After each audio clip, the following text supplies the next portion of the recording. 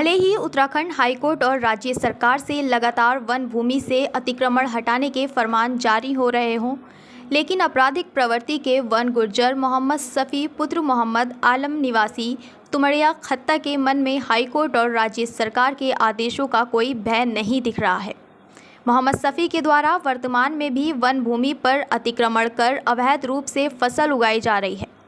सफ़ी के द्वारा गर्मी में धान की फसल उगाई गई थी, जो पर्यावरण और लगातार घटते भूमिगत जल स्तर के लिए बहुत घातक साबित होता है।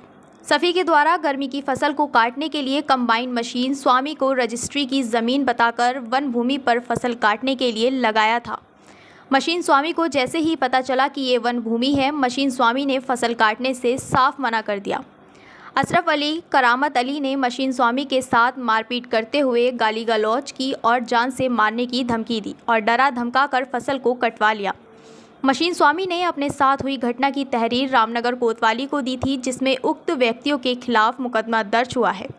ऐसे ही चंद आपराधिक प्रवृत्ति वन गुर्जरों की वजह से वो सब निर्दोष वन गुर्जर भी बदनाम हो रहे हैं। विपरीत परिस्थितियों में जो पशुपालन कर अपने परिवार का पालन पोषण किसी तरह से कर रहे हैं, अब उन सब वन गुर्जरों को भी वन विभाग की कार्रवाई का डर सता रहा है, जिनके ऊपर ना तो वन विभाग ने आपराधिक मामले दर्ज हैं, ना ही किसी अवैध गतिविधियों में लिप्त हैं। देखिए, सभी के विरुद्ध एक प्रार्थना पत्र आया था कि जो फॉरेस्ट की ज़मीन में कंबाइन घुसाने को लेकर उसके कंबाइन वाले साथ मारपीट और गाली गलौज और धमकी दी है। इस संबंध में थाना आजा पर मुकदमा पंजीकृत विवेचना की जा रही है।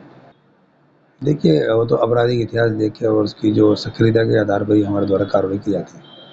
मोहम्मद सफ़ी जो वहाँ अवैध रूप से अध्यासित हैं वहाँ तुमड़िया खत्ते पे, और उनके द्वारा कब्जा किया गया वन भूमि पर, वो अब ज़बरदस्ती एक कंबाइन वाले को ले जा करके वो धान कटवा रहे थे। तो कंबाइन वाले ने उनके खिलाफ FIR की है, तहरीर दी थी थाने में, तो उनके FIR दर्ज हो गई है।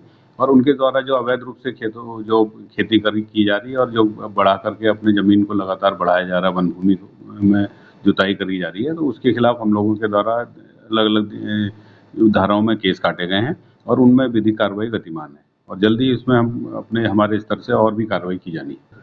देखिए, जो भी कार्रवाई है, जो विधिक कार्रवाई है, वो लगातार हम लोग उसमें तैयारी कर रहे हैं और उसकी कार्रवाई बहुत जल्दी सामने आएगी। हम लोग उसमें किसी भी तरह से किसी ऐसे केस को जो वो नहीं होने देंगे कि वो अपने तरफ से उसको बचा ले जाए।